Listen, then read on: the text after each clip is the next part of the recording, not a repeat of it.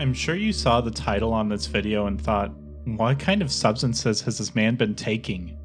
Well, I can assure you that at the very least, I definitely didn't inject myself with X-Parasite, and I'm definitely not an X-Parasite disguising myself as a human. At least, I think. Don't inject me with Metroid guts though. Now, if it isn't evident already, Metroid Fusion is on my mind. And that's because my roommate told me to play it for basically the entire last month, since I've been playing through the other Metroid games I had yet to play through.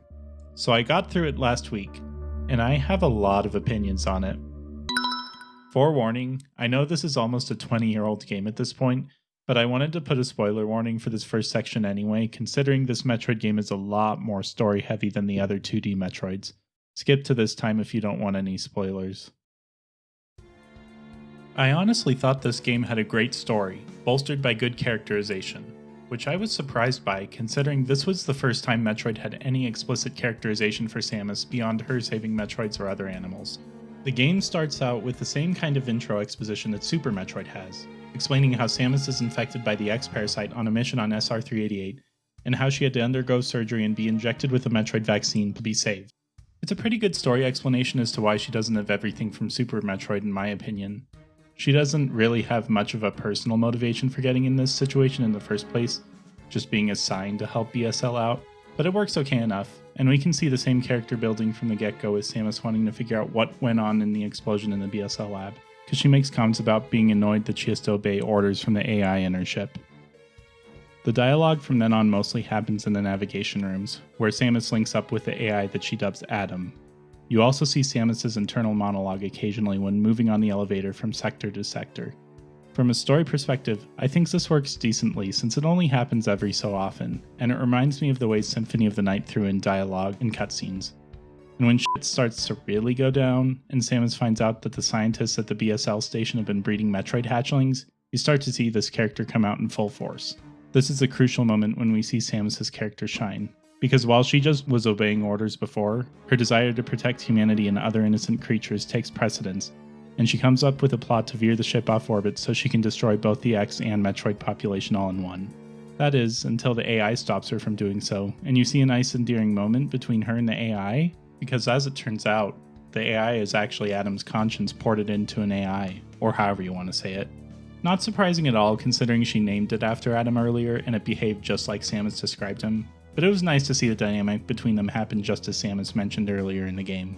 Finally, Samus kind of beats the X-Parasite SAX that imitated her, finds an Omega Metroid that hatched from the scientist hijinks, which does beat SAX, and lets Samus absorb SAX so that she can kill it. Hurrah. Overall, not the best ending I could have anticipated, though it was nice seeing the animals that you can save at the end of Super Metroid helping out in Samus's escape from the lab. And as a final related note, a big part of the Metroid game story is just in the world building, and this does it extremely well. You can see the different ecosystems that the scientists took an interest in, and seeing many SR-388 in Zeb's Terraria, and in one case an aquarium, was super cool. And you got to see a lot of the station's guts.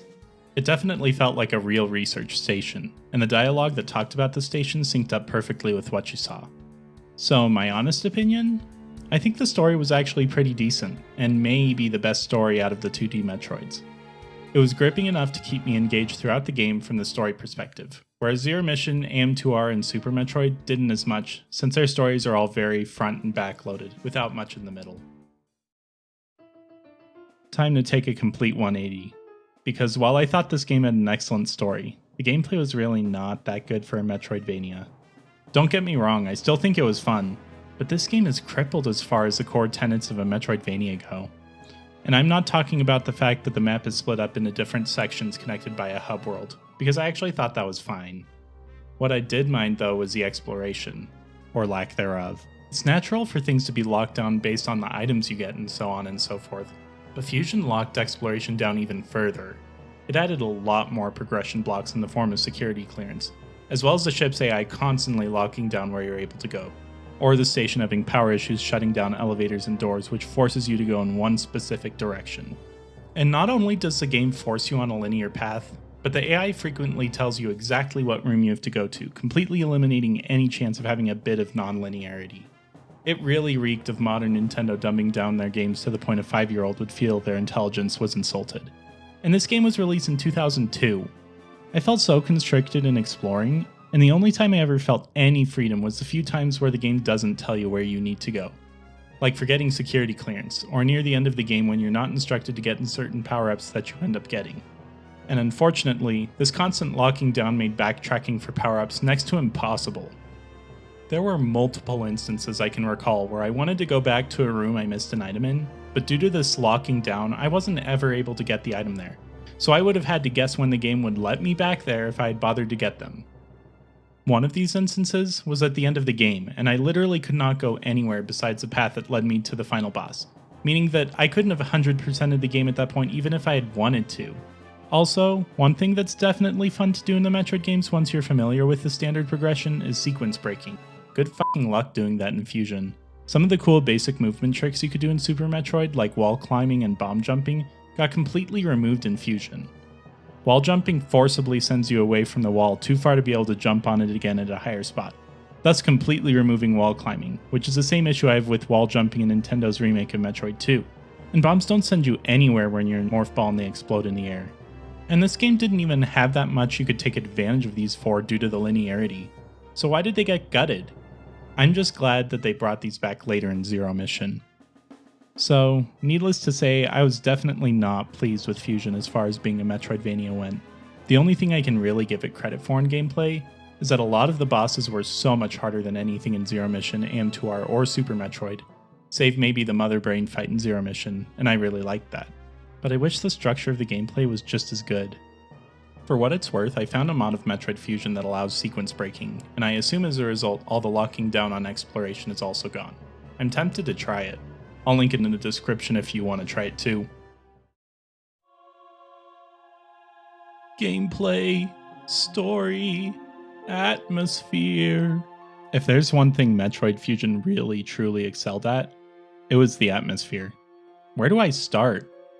I should probably mention first that I would definitely partially consider this game a horror game. Between the shit you see the X-Parasites do not only to Samus at the beginning, but also the habitants of the research lab, and the constant looming threat SAX is that takes the appearance and has all the abilities of Samus before most of her power suit had to be surgically removed. The havoc that you see these parasites wreak throughout the ship is insane, especially the fact that it's able to kill and imitate the abilities of super powerful creatures that are bosses in earlier games is insane.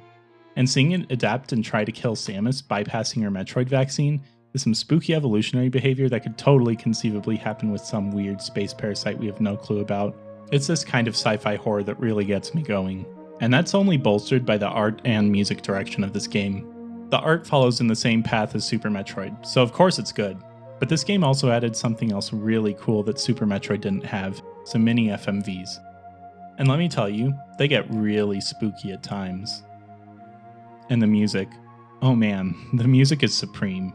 This game's soundtrack screams sci-fi horror wherever you go, and is expressive of the creepy, lonely feeling of running around an abandoned research station infested with parasites that are trying to kill you. It's actually impressive what they managed to pull off with the GBA sound chip. I could play snippets of songs that I really liked from the game here for a while, and I actually backed this video with some higher quality renditions I did of the songs from the game. But I think that the best way to experience them is integrated within the game itself, because they really augment what would be a pretty decent game into a moody masterpiece. And that's why I came to the conclusion that this Metroid game is simultaneously the best and the worst of the 2D Metroids. Because while it takes a hot dump on the exploration side of things and is easily the worst of the 2D Metroids in that regard, the story was pretty darn good, and the world building and the atmosphere created were easily the best of the 2D Metroids if you ask me. Still, despite all that, I still don't think it's my favorite of the 2D Metroids, or even my second favorite. That would probably go to Super Metroid and Zero Mission respectively, because I'm definitely a sucker for good gameplay. But it's still a great experience, and I would still recommend playing it for sure. Now, stay safe out there, and avoid catching any deadly viruses or weird alien parasites. It's 2021 after all, who knows what could happen.